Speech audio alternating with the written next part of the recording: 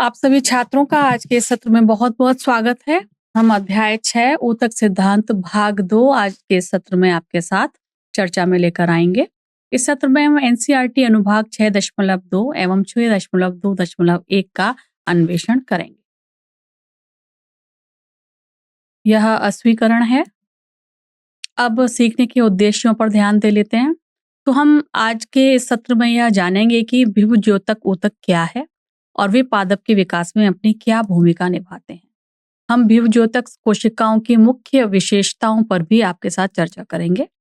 इन ऊतकों की संरचना और कार्य पर भी आपके साथ चर्चा करेंगे। तो यह आज का हमारा मेन उद्देश्य है। तो यदि हम अनुक्रमणिका भाग को देखें तो सबसे पहले हम पादप ऊतक के बारे में बात करेंगे और उसके अंदर हम विभवज्योतक ऊतक के बारे में आपके साथ बात करेंगे, एक गतिविधि हल करेंगे और अंत में इस सत्र को सारांशित करते हुए एनसीईआरटी पाठ्यक्रम पर आधारित कुछ प्रश्नों पर भी आपके साथ चर्चा करेंगे। फिर इन सत्र में आए हुए कुछ मुख्य बिंदुओं को दोहराएंगे जो परीक्षा के को यदि हम देखें तो उसके हिसाब से काफी महत्वपूर्ण माने जाते हैं। और फिर 2 या 3 रोचक प्रश्न आपके सामने रखेंगे जिनका उत्तर आपको अपनी समझ के अनुसार अपनी घर पर ही जिसका आपको उत्तर देना होगा। तो चलिए शुरू करते हैं आज का यह सत्र जिसमें हमारी चर्चा का विषय है विभवज्योतिकी ऊतक। तो सबसे पहले हम पादप वृद्धि और विभवज्योतिकी ऊतक को समझ लेते हैं। पादपों में जो वृद्धि के क्षेत्र हैं वह काफी विशिष्ट होते हैं और उन क्षेत्रों में पाए जाने वाला जो ऊतक है उसे हम विभवज्योतक ऊतक कहते हैं, जो जड़ों और प्ररोह जो है यानी कि जो तने हैं उनके सिरों पर पाए जाते हैं। यह ऊतक अविभेदित कोशिकाओं से मिलकर बने होते हैं जो विभाजित हो सकती हैं और विभिन्न पादपों के कोशिका प्रकारों में विभेदित हो सकती हैं, जिससे पादप की लंबाई और चौड़ाई में वृद्धि हो जाती है। विभवज्योतक ऊतक पादप के विकास के लिए अत्यंत आवश्यक होते हैं और पादप के आकार में वृद्धि एवं नई संरचनाओं के निर्माण के लिए उत्तरदायी माने जाते हैं। पादपों में वृद्धि मुख्य रूप से विभवज्योतक ऊतकों द्वारा ही नियंत्रित होती है, जो सक्रिय कोशिका विभाजन का विशेष क्षेत्र होता है। यह ऊतक जड़ों पर, अंकुरों के सिरों पर पाया जाता है और लंबाई एवं चौड़ाई में पादपों की वृद्धि के लिए यह विशेष स्थान मदद करता है। इस तरीके की जो कोशिकाएं हैं, विभवज्योतिकी कोशिकाएं जो हैं, वह नई कोशिका उत्पादन के लिए काफी जिम्मेदार होती हैं, जिससे पादप की, जैसा कि मैंने बताया, लंबाई एवं चौड़ाई में वृद्धि होती है। अभी तक जब कोशिका विभाजित होती है तो ये कोशिकाएं अविभेदित होती हैं, यानी कि इनमें किसी विशेष कार्य को करने के लिए विशेषीकृत परिवर्तन नहीं हुए होते हैं और इसीलिए ये पादप के जीवन भर उसकी वृद्धि एवं विकास में ही अपनी भूमिका निभाती हैं। ये कोशिकाएं पूरे पादप में रणनीतिक स्थानों पर ही पाई जाती हैं, जिन्हें हम पैरेन्काइमा कोशिका भी कहते हैं, जैसे कि ये पत्तियों, तनों, जड़ों पर रणनीतिक रूप में पाई जाती हैं ताकि वे प्रकाश संश्लेषण, भंडारण और समर्थन जैसी विशिष्ट कार्यों को भी कर सकें। ये पादप को कुशलतापूर्वक विकास करने में और जीवित रहने में मददगार होते हैं। तो हम कह सकते हैं पादप के विकास और वृद्धि के लिए यह इस तरीके के जो ऊतक हैं वह एक तरीके का आधार बनाते हैं। तो यदि हम विभवज्योतक ऊतक और स्थायी ऊतक के बीच में अंतर समझना चाहें तो यह देखिए इस तालिका के माध्यम से अंतर हम समझ सकते हैं। जैसे कोशिका विभाजन को यदि हम देखें तो विभवज्योतक ऊतक नई कोशिका बनाने के लिए सक्रिय रूप से विभाजित होते हैं, जबकि जो स्थायी ऊतक हैं वह आम तौर पर विभाजित नहीं होते। कोशिकीय संरचना में यदि हम इनमें तुलना करें तो विभवज्योतक ऊतक जो है उनकी कोशिकाएं काफी छोटी होती हैं, सघन होती हैं और इनका केंद्रक काफी बड़ा होता है, जबकि स्थायी ऊतकों में जो कोशिकाएं हैं वह बड़ी होती हैं और इनमें विकसित रसधानियां होती हैं। कोशिका भित्ति विभवज्योतक ऊतक की पतली और लचीली होगी, जबकि स्थायी ऊतक की मोटी एवं अधिक कठोर होगी। कार्यों को यदि देखें तो विभवज्योतक ऊतक मुख्य रूप से वृद्धि और नए अंगों के निर्माण में अपना योगदान देते हैं, जबकि स्थायी ऊतक कई तरीके के विशिष्ट कार्य करते हैं, जैसे कि पेड़ पौधों को सहारा देना, प्रकाश संश्लेषण करना इत्यादि।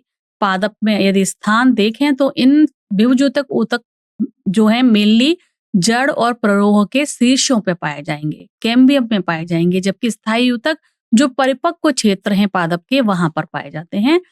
विभवज्योतक ऊतक में जो कोशिकाएं हैं वह अविभेदित होती हैं, यानी कि वह किसी भी विशिष्ट कार्य को करने के लिए नहीं बनी हुई होती, केवल उन्हें विभाजन करना होता है। जबकि स्थायी ऊतक में विभिन्न प्रकार की कोशिकाओं जो हैं वो विभेदित हो जाती हैं अलग अलग कार्य करने के। इनमें विभुज्योतक ऊतक में कोशिका द्रव्य सघन होता है और काफी प्रचुर मात्रा में पाया जाता है, जबकि क्योंकि उनको क्या करना है, उनको विभाजन करना है लगातार, इसलिए। जबकि स्थायी ऊतक को विभाजन नहीं करना, इसलिए उनमें कोशिका द्रव्य कम सघन होता है और विरल होता है। यदि हम उदाहरण की बात करें तो जो शीर्षस्थ स्तर है प्रवाह का, चाहे वो जड़ है या फिर तना है, उसके उस जगह पर विभुज्योतक ऊतक पाए जाएंगे। और शीर्षक विभुज्योतक और पार्श्व विभुज्योतक इसके उदाहरण हैं। जबकि स्थायी ऊतक के उदाहरण यदि हम देखें तो मृदु तक, स्थूल कोणों तक, द्रणों तक, ये उस स्थायी ऊतक के उदाहरण माने जाएंगे। आप इस दिए गए चित्र में दोनों को देख सकते हैं कि कैसे विभुज्योतक ऊतक के कौन कौन सी जगह पर होते हैं और स्थायी ऊतक कैसा दिखता है। चलिए अब हम विभुज्योतक ऊतक के बारे में अपनी चर्चा को आगे बढ़ाएंगे। इनकी संरचना, इनके कार्य एवं पादप के विकास में इनकी भूमिका को समझ लेते हैं। तो सबसे पहले विभुज्योतक ऊतक, जिसे हम मेरिस्टेम भी कहते हैं, इसकी स्थिति के बारे में बात कर लेते हैं। तो यह शीर्ष पर पाए जाते हैं, यानी कि तने एवं जड़े के शीर्ष स्थानों पर पाए जाते हैं और इसीलिए यह वृद्धि के लिए एक मुख्य रूप से उत्तरदायी माने जाते हैं, क्योंकि ये लगातार विभाजित करके तने को और जड़ों को लंबाई में बढ़ाते हैं और इनकी कोशिकाएं काफी सक्रिय होती हैं और निरंतर विभाजित होकर ये नई नई सेल्स जो हैं या कोशिका बनाती रहती हैं, जिससे कि पादप अपनी लंबाई में एवं जड़ें गहराई में बढ़ते जाते हैं। दूसरा है पार्श्व विभुज्योतक। यह जो है तने और जड़ों की मोटाई बढ़ाने के लिए उत्तरदायी होते हैं। तो जैसे शीर्ष जो विभुज्योतक है लंबाई बढ़ाएगा, उसी तरीके से पार्श्व विभुज्योतक मोटाई बढ़ाएगा। तो यह मुख्य रूप से कैम्बियम एवं कॉर्क कैम्बियम से मिलकर बने होते हैं, जो क्रमशः अंदर और बाहर की ओर नई कोशिकाओं का निर्माण करते हैं, जिससे लकड़ी और छाल जैसे द्वितीयक ऊतकों का निर्माण होता है।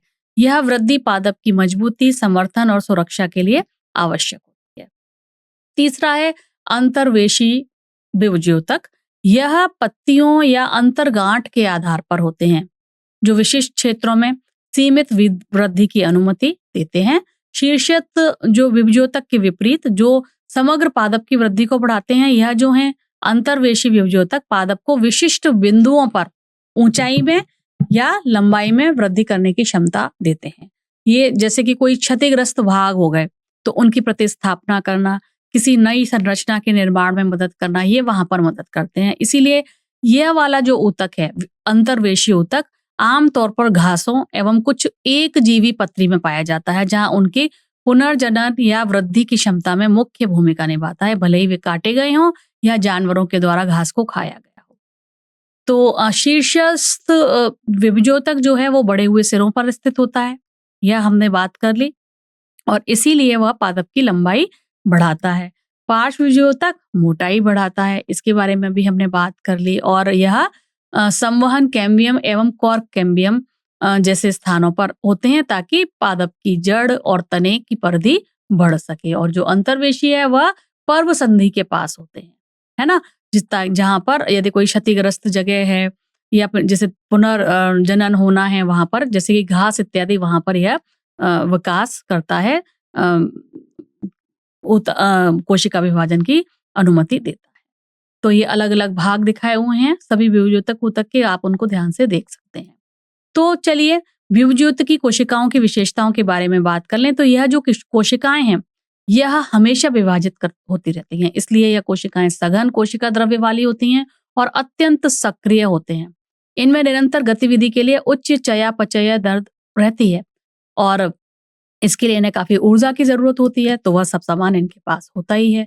विभुज्योतक कोशिकाएं जो होती हैं उनकी जो दीवारें हैं वह पतली सेल्यूलोज से मिलकर बनी होती हैं, क्योंकि उन्हें यह लचीलापन देते हैं।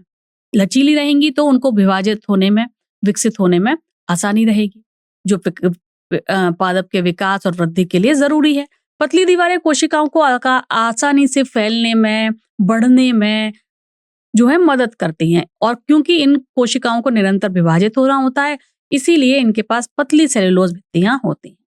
उनके पास सुस्पष्ट केंद्रक भी होता है, जैसे कि यदि हम कुछ कोशिकाओं की यदि उदाहरण के तौर पर बात करें तो जो मांसपेशी कोशिकाएं हैं या तंत्रिका तंत्र हैं, ये काफी बड़े और स्पष्ट रूप से दिखाई देने वाले केंद्रक इनमें आपको दिख जाएंगे, जिसमें जो केंद्रक है उन उसके पास अपना आनुवंशिक पदार्थ होता है जो कि क्या करता है, कोशिका को तरह तरह के कार्य करने के लिए निर्देश देता है। तो इनके पास सुस्पष्ट केंद्रक होता है और इनके पास पतली सेल्यूलोज की परतें होती हैं, ये हमने बात कर ली। और इनकी महत्वपूर्ण विशेषता यह है कि इनमें रसधानियां नहीं होती, ठीक है। तो इनमें रसधानियां नहीं होती हैं और ये इनकी अपनी एक विशेषता होती है।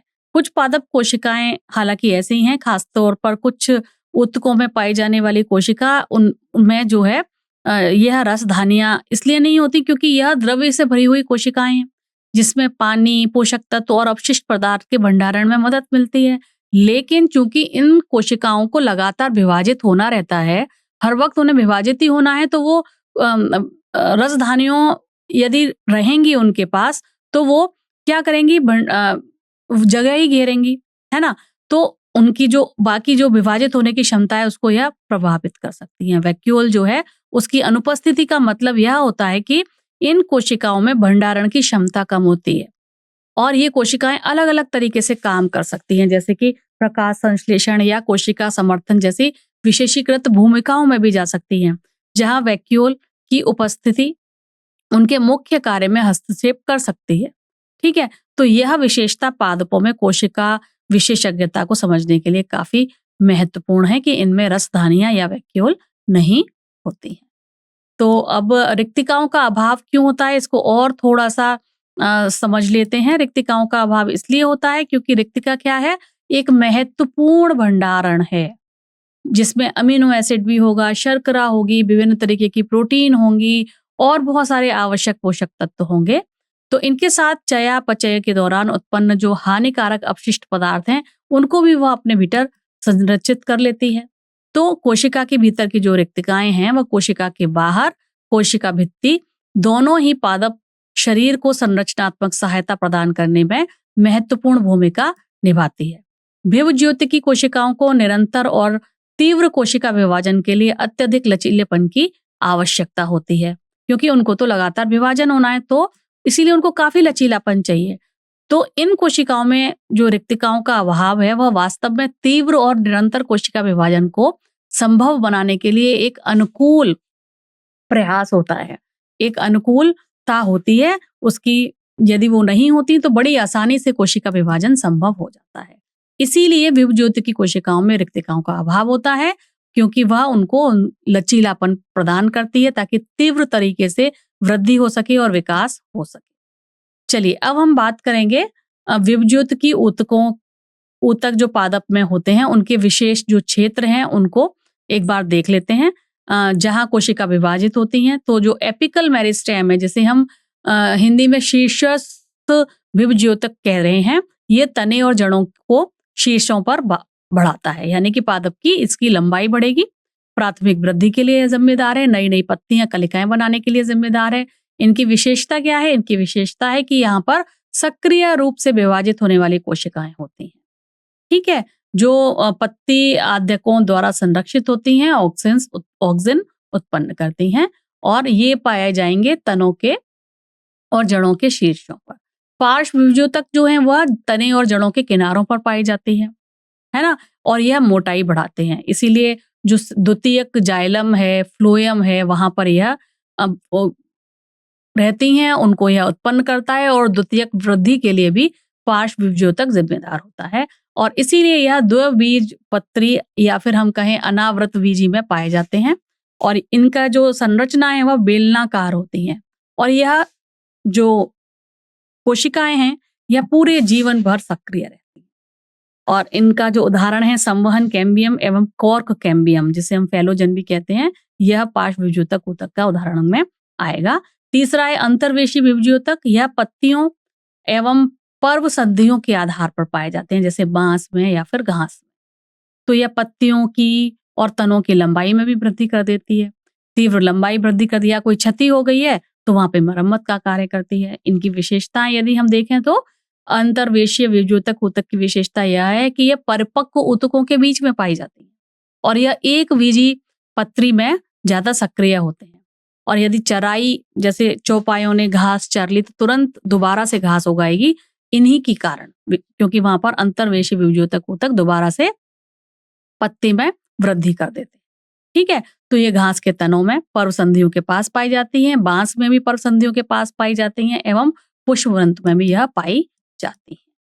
चलिए अब हम आगे बढ़ते हैं और पादप कोशिका विकास के बारे में थोड़ी बात कर लेते हैं, जिसमें विभुज्योतक कोशिकाओं से विशिष्ट ऊतकों तक कैसे कैसे चीजें होती हैं उनके बारे में हम बात करेंगे। तो ये जो कोशिकाएं हैं, विभुज्योतक कोशिकाएं या विशेष पादप की कोशिकाएं मानी जाती हैं, जो हमेशा सक्रिय रहती हैं, नई कोशिका बनाने के लिए बार बार विभाजित होती हैं और निरंतर इसी प्रक्रिया के कारण पादपों को लगातार वृद्धि करने के लिए पूरे जीवन भर प्रेरित करती हैं। तो इस तरीके के ऊतकों से नई जो कोशिकाएं उत्पन्न होती हैं वो बिल्कुल उसी तरीके से दिखती हैं, पुरानी कोशिकाओं जैसी दिखती हैं, क्योंकि यह काफी सरल होती हैं, अविभेदित होती हैं और विकास करने की क्षमता वाली होती हैं। समय के साथ ये नए और सरल कोशिकाएं बदलने लगती हैं और धीरे धीरे इन कोशिकाओं में विशिष्ट विशेषताएं आने लगती हैं, विशिष्ट संरचनाएं विकसित हो जाती हैं और उसके बाद ही वह किसी एक विशिष्ट कार्य को करने के लिए परिवर्तित हो जाती हैं, जिसे हम विभेदन कहते हैं या जिसे हम अंग्रेजी में डिफरेंशिएशन कहते हैं। तो इनमें धीरे धीरे क्रमिक तरीके से विभेदन होता है। जैसे जैसे विभेदन आगे बढ़ता है, कोशिकाएं अपनी विशिष्ट संरचनाएं और कार्यों को पूरा करने के लिए विकसित हो जाती हैं। फिर वे स्थायी विशेषीकृत ऊतकों जैसे कि सुरक्षा के लिए एपिडर्मिस या जल परिवहन के लिए जाइलम का हिस्सा बन जाती हैं। क्योंकि विभुज्योतक कोशिकाएं लगातार नई कोशिकाओं का उत्पादन करती हैं, तो फिर वे विशेष हो जाती हैं, इसीलिए वे सभी पादपों की वृद्धि के पीछे के प्रेरक शक्ति माना जाता है इनको, क्योंकि उनके बिना कोई भी पादप जो है ऊंचाई में नहीं बढ़ पाएगा, अपने तनों को चौड़ा नहीं कर पाएगा और ना ही अपनी क्षति की मरम्मत कर पाएगा। यदि अब हम गतिविधि की तरफ आगे बढ़ें तो हमें करनी है गतिविधि 6.1। इस पर चर्चा शुरू करते हैं। इस गतिविधि के लिए हमें 2 कांच के जार लेने हैं और उन्हें पानी से भर देना है। अब इन दोनों के अंदर हमें 2 प्याज के कंद डाल देने हैं। ठीक है, जैसा कि चित्र 6.1 में दिखाया गया है। और उसके बाद कुछ दिनों के लिए इन दोनों कंदों को, इन दोनों प्याजों को, प्याज जो हमने रखी है उनकी जड़ों की वृद्धि को हमें निरीक्षित करना है, कितनी वृद्धि हुई। पहले दिन, दूसरे दिन और तीसरे दिन जड़ों की हमें लंबाई नापनी है एवं चौथे दिन पर हमें एक चीज करनी है, हमें दूसरे नंबर के जार में जो प्याज है उसके कंद के मूल शीर्ष को लगभग 1 सेंटीमीटर तक काट देना। जो जड़ बढ़ रही थी 1 सेंटीमीटर तक उसको काट देना है। अब दोबारा से इनको रख देना है और दोनों तरीके की जाड़ों में जड़ों की वृद्धि को निरीक्षित करना है। अगले 5 दिन तक प्रतिदिन उनकी लंबाई देखनी है और नीचे दी गई तालिका में हमें उसको लिखना होगा। इसके पश्चात हम जो है अपना जो भी हमने अवलोकित किया है उसको हम लिखेंगे। हमें इन निम्नलिखित प्रश्नों को उत्तर इन सारे ऑब्जर्वेशंस के बाद, अवलोकन के बाद देने होंगे। पहला प्रश्न हमें ये देखना है कि 2 में से किस प्याज की जड़ ज्यादा लंबी है और क्यों। और दूसरा प्रश्न हमें इसका उत्तर देना है कि क्या जड़ें उसके सिरों को हटाने के बाद भी बढ़ती हैं या नहीं। और जार नंबर 2 जिसको हमने सिरों से काट दिया था उसने आखिर बाद में बढ़ना बंद क्यों कर दिया। ठीक है, तो ये हमारी गतिविधि है। तो सबसे पहले इस गतिविधि का हमारा उद्देश्य क्या लिखेगा, हम क्या लिखेंगे, हम लिखेंगे हमारा उद्देश्य है प्याज की जड़ों की वृद्धि पर जड़ के सिरों को काटने के प्रभावों का अवलोकन करना। ये हमारा उद्देश्य है। हमारे को आवश्यक सामग्री चाहिए, इसके लिए 2 कांच के जार चाहिए, पानी चाहिए, 2 प्याज के कंद चाहिए, स्केल चाहिए, चाकू या फिर कैंची भी हमें चाहिए। इस विधि को करने के लिए हमें क्या करना है, सबसे पहले हमें प्याज के कंद जो हैं जारों से, जो जार जिनमें पानी भरा हुआ है उसमें रखने हैं और इस तरीके से रखने हैं कि जड़ें आवश्यक नमी और खनिज को अवशोषित कर लें, जिससे प्याज के अंकुरित होने और स्वस्थ जड़ें विकसित करने में उनको मदद मिले। प्रत्येक जार के ऊपर एक प्याज का कंद इस प्रकार से हमें व्यवस्थित करना है कि जो निचला हिस्सा है वो जल के सतह के संपर्क में रहे, ताकि वो जड़ जो है पानी को अवशोषित कर पाए। अब हमें पहले, दूसरे और तीसरे दिन क्या करना है, जड़ों की लंबाई लिखनी है, उनको नोट करना है। इसके पश्चात इससे हमें यह समझने को मदद मिलेगी कि पादप समय के साथ कैसे बढ़ते हैं और दोनों कंदों के विकास की तुलना करने में भी मदद मिलेगी, जो जल, प्रकाश एवं मिट्टी की स्थितियों में जैसे कारकों से प्रभावित होते हैं। चौथे दिन हमें दूसरे नंबर के जार से 1 सेंटीमीटर, रूट टिप जिसे हम बोलेंगे, 1 सेंटीमीटर तक जड़ को काट देना है, ताकि जो उसकी रूट कैप है वो हट जाए, जो कि एक सूक्ष्मदर्शी के तहत रूट मेरिस्टेम में कोशिकाओं के समसूत्री विभाजन के अवलोकन में मदद करती है। ठीक है, यह कदम छात्रों को जो इसकी जड़ की जो आगे की तरफ की कोशिकाएं होती हैं उसके कोशिका विभाजन के विभिन्न चरणों के अध्ययन करने में अधिक स्पष्ट रूप से करने की अनुमति दी। काटने के बाद 5 दिनों तक हमें फिर से प्रतिदिन दोनों प्याज के कंदों की जड़ों की लंबाई लेनी है और समय के साथ उनकी वृद्धि को ट्रैक करना है, लगातार नोट करना है, नियमित रूप से जड़ों को मापना है, उनकी वृद्धि दर को देखना है और दोनों कंदों की वृद्धि की हमें फिर तुलना भी करनी है। और उसके बाद हमने जो कुछ भी देखा है उसको हमें एक तालिका में लिखना है। तो अवलोकन में हमने क्या देखा? हम देखेंगे कि जो है दोनों जारों में दिए गए आंकड़े आपको दिखाई दे रहे हैं। पहले 3 दिन तो दोनों जारों में समानता पूर्वक दोनों जारों की जो जड़ें हैं कंदों में, जो प्याज है उनकी जड़ें बराबर बढ़ रही हैं। लेकिन जैसे ही हमने 5वें दिन ये किया, हमने चौथे दिन हमने जैसे ही जार नंबर 2 से 1 सेंटीमीटर अपनी काट दी जड़ आगे से, तो अगले दिन 5वें दिन क्या हुआ? जड़ों की लंबाई में फर्क आ गया। जार नंबर 1 की लंबाई आप नोट करें 6 सेंटीमीटर है 5वें दिन, जबकि जार नंबर 2 की लंबाई केवल 3.5 ही बढ़ी है। यानी कि चौथे दिन वो 3 थी तो 5वें दिन हमने जब काटी 3.5 ही बढ़ी। ठीक है, तो क्या हुआ? काटने के कारण क्या हुआ? आगे का सिरा जब हमने काट दिया तो क्या हुआ? उस जड़ का विकास रुक गया। यह प्रयोग पादपों के विकास के लिए पानी एवं पोषक तत्वों के महत्व को भी दर्शाता है। ठीक है, तो चलिए अब हमारे निष्कर्षों पर चर्चा करते हैं। जार नंबर 1 की जो जड़ें हैं वो लंबी हैं क्योंकि उनके नुकीले सिरे जो है लगातार पानी को छू रहे हैं, सामान्य रूप से ये बढ़ रही हैं। जबकि जार नंबर 2 की जड़ें छोटी हैं क्योंकि उनके जो नुकीले सिरे थे उनको काटने के बाद उनकी वृद्धि धीमी हो गई है।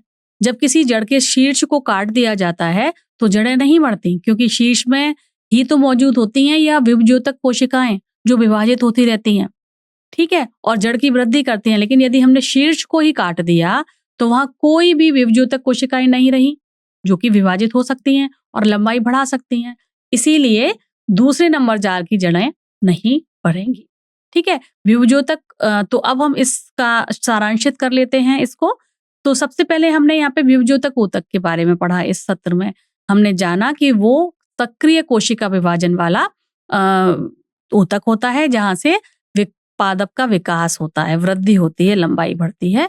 यह ऊतक कहाँ स्थित होता है इसके बारे में भी हमने जाना। यह मुख्य रूप से 3 जगहों पर होता है। एक तो शीर्षस्थ पर, पार्श्व में एवं अंतर्वेशी स्थानों पर। शीर्षस्थ पर जो होता है उसे वर्धमान युक्तियों पर मौजूदा कह सकते हैं।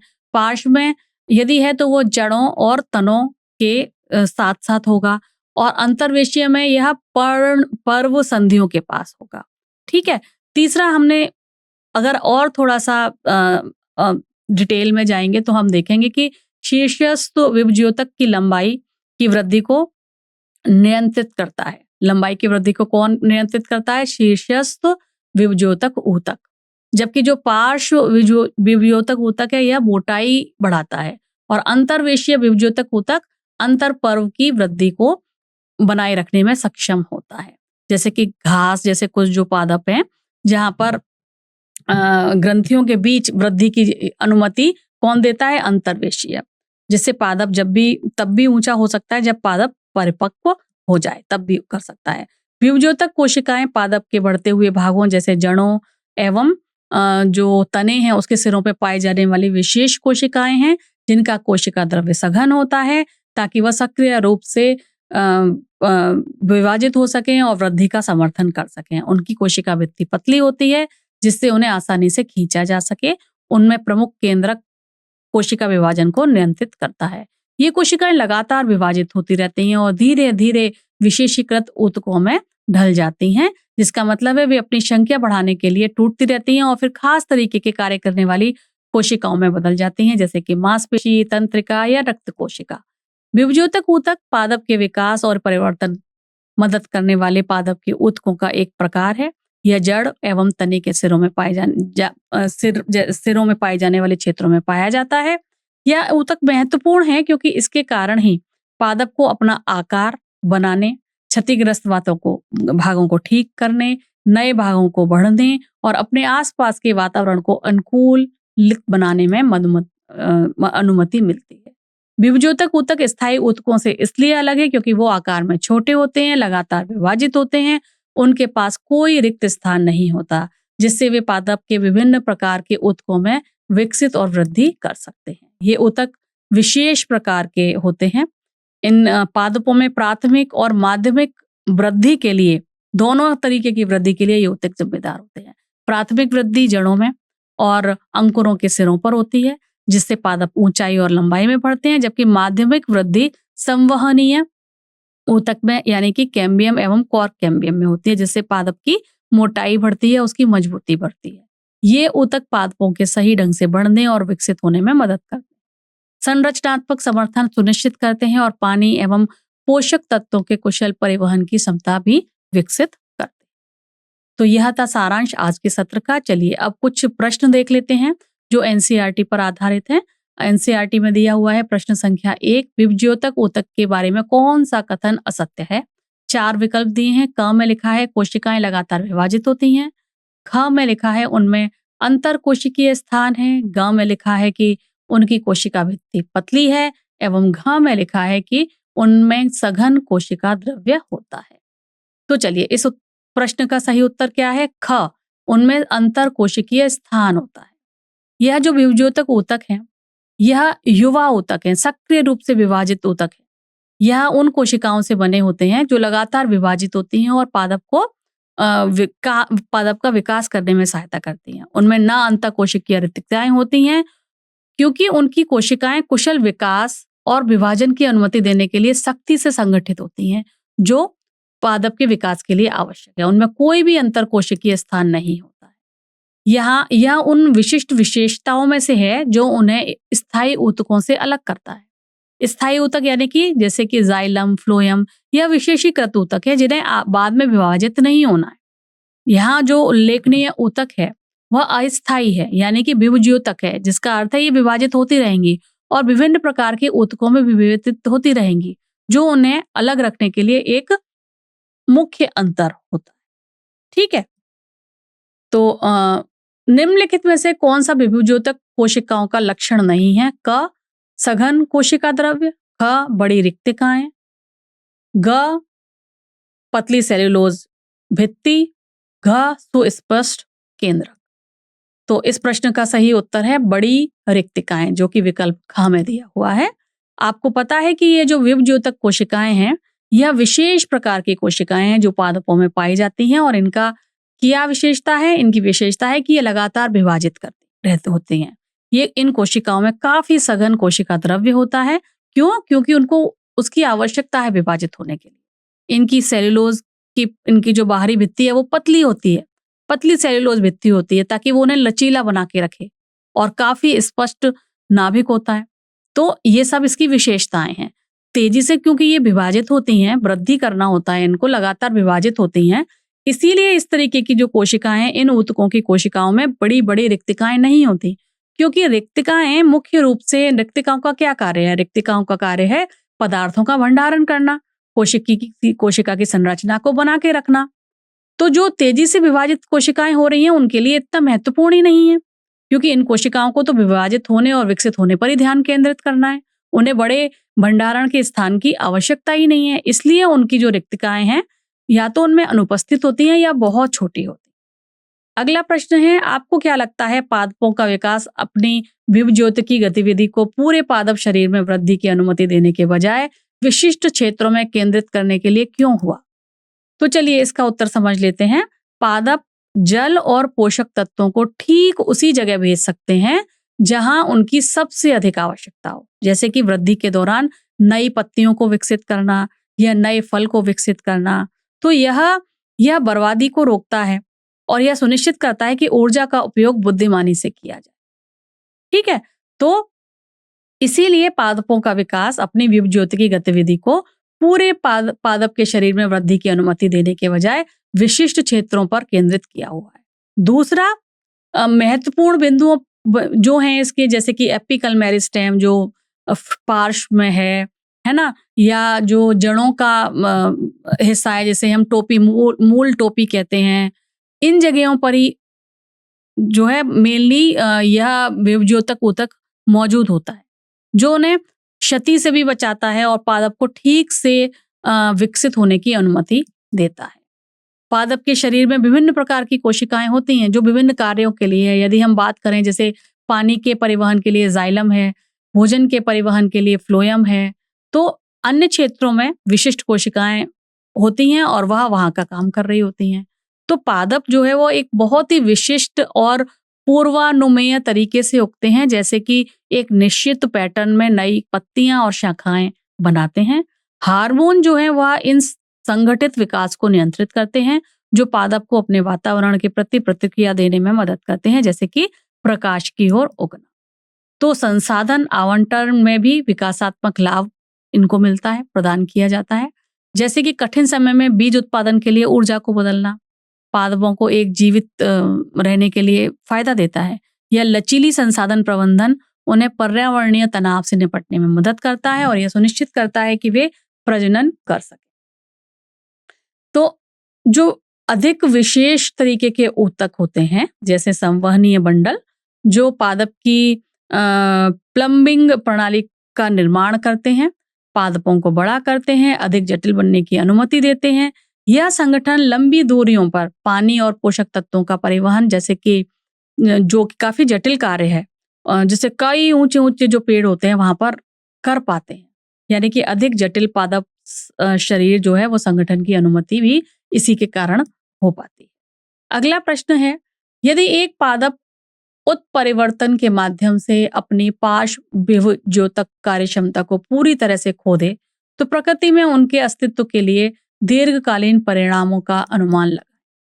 तो यदि इस चीज को वह खो दे, कोई पादप अपने उत्परिवर्तन के माध्यम से अपनी ये पार्श्व विभज्योतक कार्य क्षमता को, तो क्या होगा? क्या होगा? उनमें द्वितीयक वृद्धि नहीं हो पाएगी, जो कि जाइलम एवं फ्लोएम कैम्बियम के द्वारा होती है ना? उनमें पार्श्व मेरिस्टेम की गतिविधि के कारण ही तो होती है ये तने और जड़ जो अपनी परिधि में बढ़ते हैं। तो उनमें कोई द्वितीयक वृद्धि नहीं होगी, तना कमजोर रह जाएगा, पतला रह जाएगा।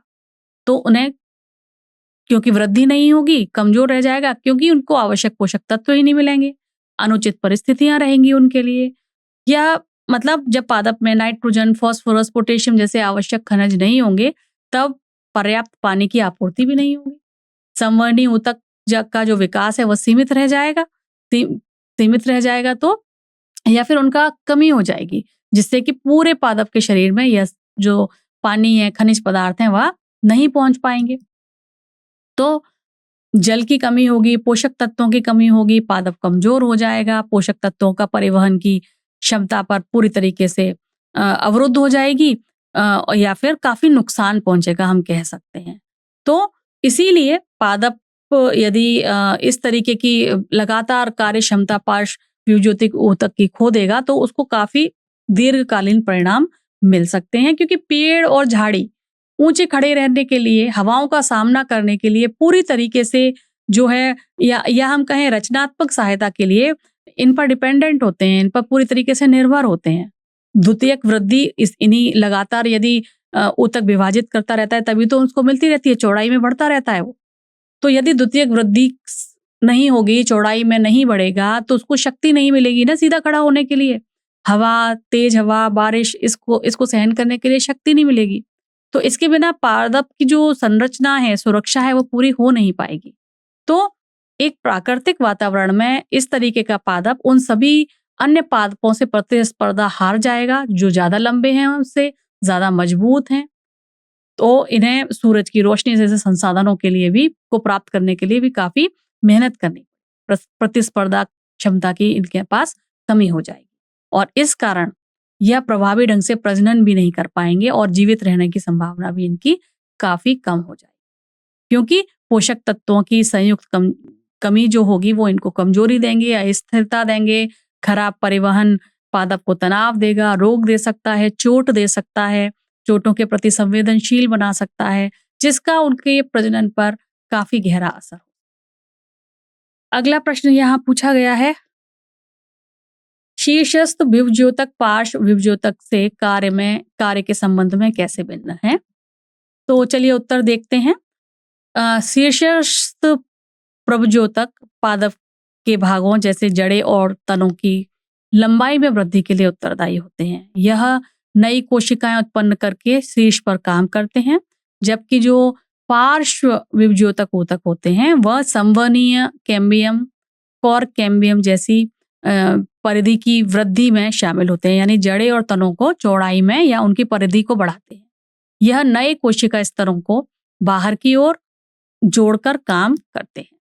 तो अगर हम इन दोनों को की तुलना करें, शीर्षस्थ मेरिस्टेम और पार्श्व मेरिस्टेम, तो शीर्षस्थ मेरिस्टेम का जो प्राथमिक कार्य है वह प्राथमिक वृद्धि करना है, जबकि पार्श्व मेरिस्टेम का जो कार्य है द्वितीयक वृद्धि करना है।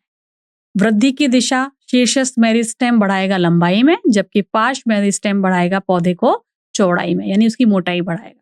यदि हम स्थानों की बात करें तो शीर्षस्थ मेरिस्टेम मौजूद होता है जड़ और तने के शीर्ष भागों पर, जबकि पार्श्व मेरिस्टेम मौजूद होता है संवहनीय और कॉर्क कैम्बियम में।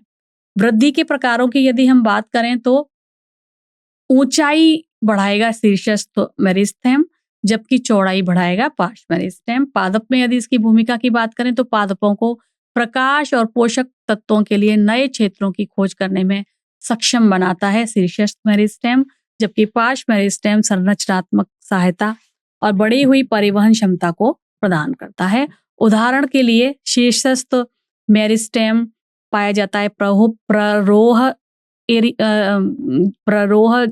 जगह पर और मूल शीर्षस्थ मेरिस्टेम में, मतलब जड़ और तने के शीर्ष भागों पर, जबकि पार्श्व मेरिस्टेम पाया जाता है संवहनीय कैम्बियम एवं कॉर्क कैम्बियम। अगला प्रश्न है, अंतर्वेशी विभज्योतक कहाँ स्थित होते हैं तथा इनका क्या कार्य है? तो अंतर्वेशी विभज्योतक ऊतक पाए जाते हैं पर्व संधियों के पास पाए जाते हैं और यह विशेष रूप से घास एवं अन्य एक बीजी पत्री खाए जाने के बाद, जब चौपाए उनको खा लेते हैं तो वो क्षतिग्रस्त हो जाते हैं। उसके बाद तेजी से जो घास उग जाती है वह इन्हीं ऊतकों के कारण हो पाता है। ये पादप अपने आधार पर या भूमिगत हिस्से जैसे कि राइजोम या कंद को फिर से उगाने में सक्षम हो जाते हैं, जिससे वे ऊपरी जो उनका हिस्सा कट गया है या जानवरों ने चर दिया है उसको वापस ले आते। अगला प्रश्न है, विभज्योतक ऊतक के कार्य और स्थान को समझना कृषि पद्धतियों या आनुवंशिक रूप से संशोधित फसलों के विकास को कैसे प्रभावित करता है? तो विभज्योतक ऊतक विशेषीकृत पादप कोशिकाएं होती हैं जो लगातार विभाजित होती रहती हैं। ये हम कई बार बात कर चुके हैं।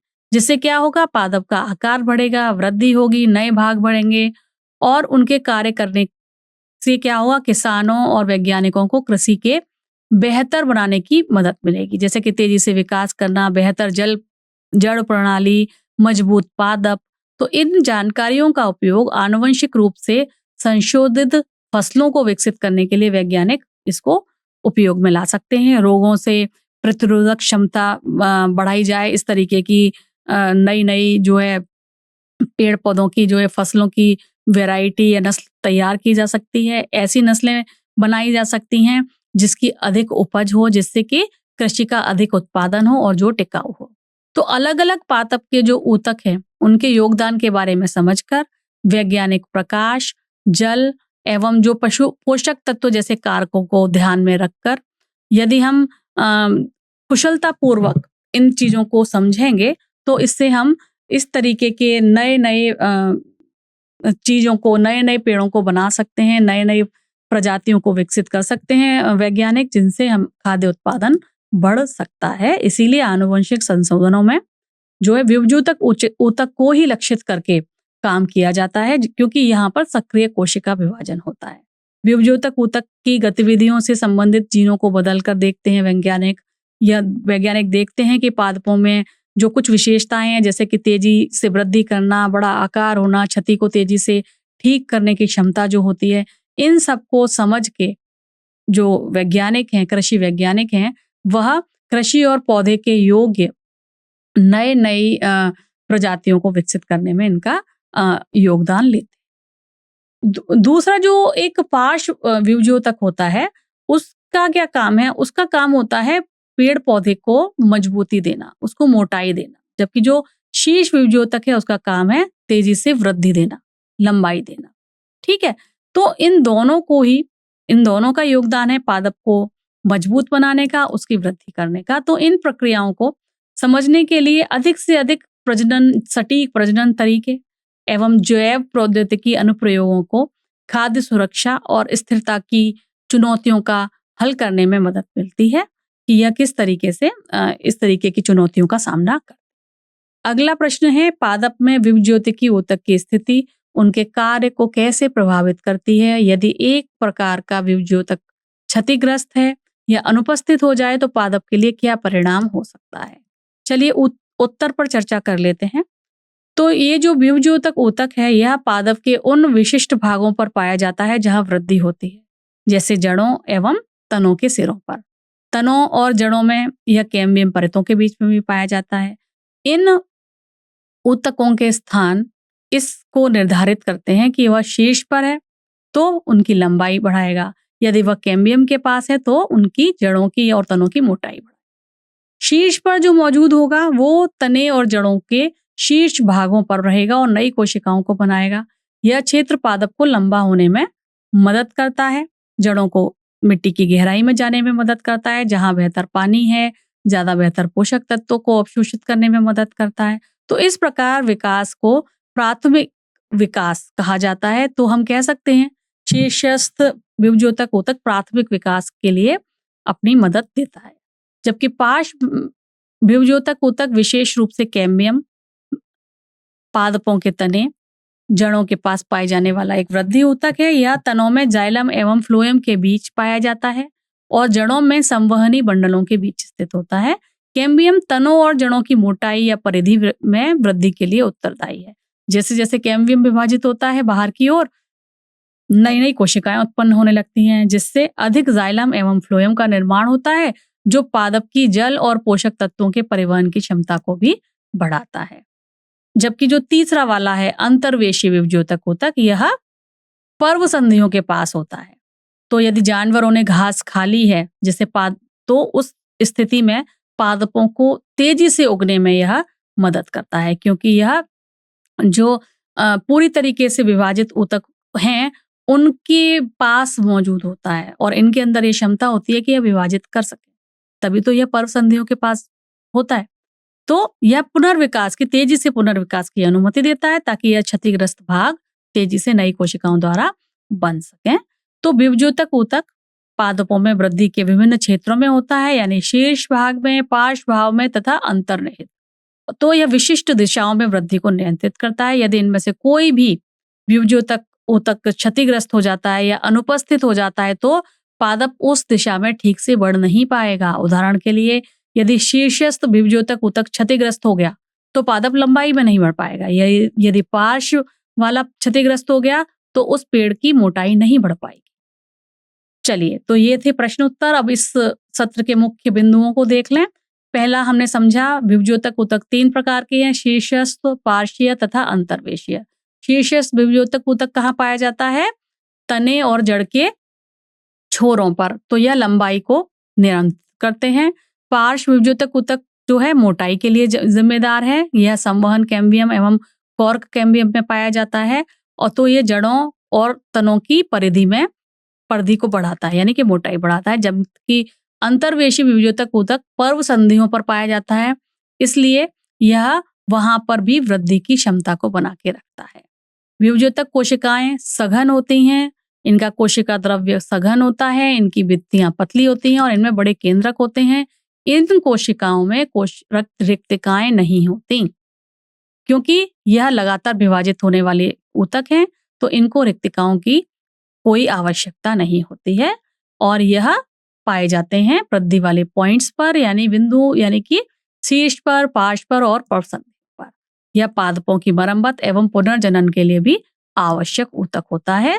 इसीलिए इसमें पाई जाने वाली जो कोशिकाएं हैं वह सक्रिय रूप से विभाजित होती हैं और बनाम स्थायी ऊतक के, क्योंकि स्थायी ऊतक की कोशिकाएं सक्रिय रूप से विभाजित नहीं होती, वह अपनी विभाजन की क्षमता खो देती हैं, क्योंकि उनमें विशेषीकृत कार्य करने की क्षमता आ जाती है। तो वह उस तरफ ध्यान लगाती हैं और उनको बार-बार विभाजित होने की जो उनकी क्षमता है वो उनके पास नहीं रहती है। तो क्योंकि यह वृद्धि करने वाले क्षेत्रों में पाए जाते हैं, इस तरीके के विभज्योतक ऊतक, तो इनकी कोशिका भित्ति पतली होती है। ये हालांकि बात हमने कर ली है। और यह प्राथमिक एवं द्वितीयक वृद्धि के लिए भी जिम्मेदार ऊतक होता है। ठीक है। शीर्षस्थ विभज्योतक ऊतक नई पत्तियां बनाता है, कलिकाएं भी बनाता है। पार्श्व विभज्योतक ऊतक द्वितीयक जाइलम एवं फ्लोएम उत्पन्न करता है, जबकि अंतर्वेशीय विभज्योतक ऊतक अगर किसी जानवर ने तना खा लिया है, घास खा लिया, तो पुनः उसको उगाने के लिए अपनी योग्यता दिखाता है। तो यह था आज का सारांश। अब एक या दो रोचक प्रश्न आपके सामने रख देते हैं। पहला है, एक घास के पादप का क्या होगा यदि उसका अंतर्वेशी विभज्योतक विभाजित होने की अपनी क्षमता खो दे? बताइए क्या होगा? यह पादप के अस्तित्व को कैसे प्रभावित करेगा? दूसरा, विभज्योतक कोशिकाओं में रिक्तिकाओं की अनुपस्थिति उनके कार्य से कैसे संबंधित है? उसकी संरचना और कार्य के बीच के संबंध की भी व्याख्या करें। तो ये दो रोचक प्रश्न आपके सामने हैं। आज के सत्र के अनुसार आप इसे समझें, इसके उत्तर अपनी समझ के अनुसार घर पर ही दें। तो यह था आज का सत्र, जिसमें आज का सत्र यहाँ पर कंप्लीट होता है। अब किसी नए टॉपिक के साथ अगले सत्र में आपके साथ फिर से मुलाकात होगी। तब तक के लिए बहुत बहुत धन्यवाद।